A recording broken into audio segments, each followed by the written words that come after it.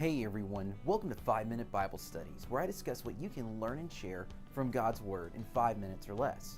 Before we begin, please click the subscribe button to make sure you don't miss out on the latest 5-Minute Bible Study. Today, we're going to examine Psalm 23.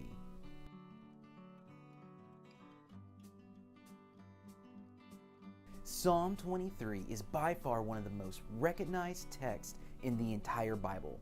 This psalm is engraved on plaques and is a staple reading at funerals because of the promise of comfort it proclaims our God will give us.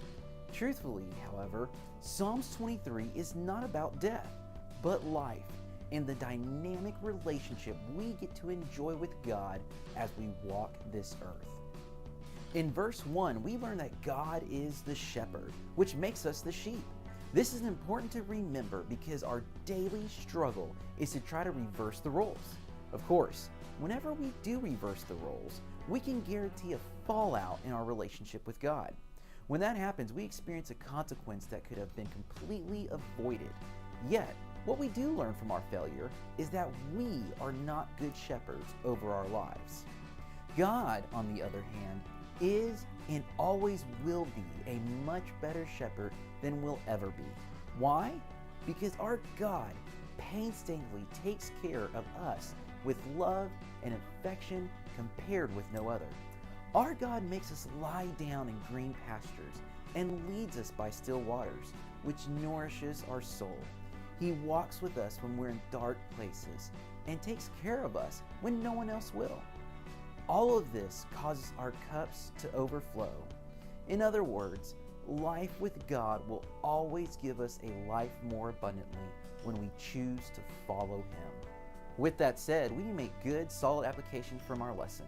A Bible study isn't complete until we know how to apply the lesson to our lives. So here's what I've learned from this week's study.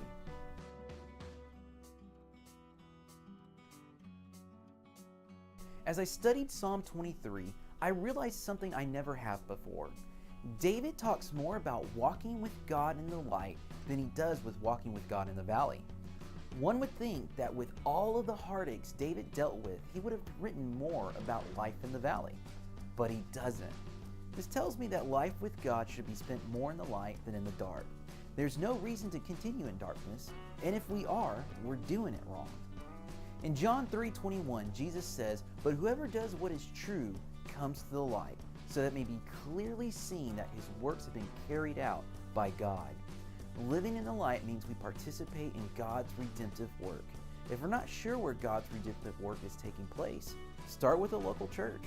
The local church is a community of believers who are experiencing God's redemption through His Son Jesus, who freely gives us His grace, mercy, and love, which moves us to come alongside people who struggle with darkness so they can experience Jesus' marvelous light. I hope you enjoyed this 5-minute Bible study, and if you have any questions or thoughts, feel free to add them in the comments section. Finally, if this video is helpful and you believe it would benefit others, like it and share it with them. I hope you all have a great week, and may our God bless you as you study His Word.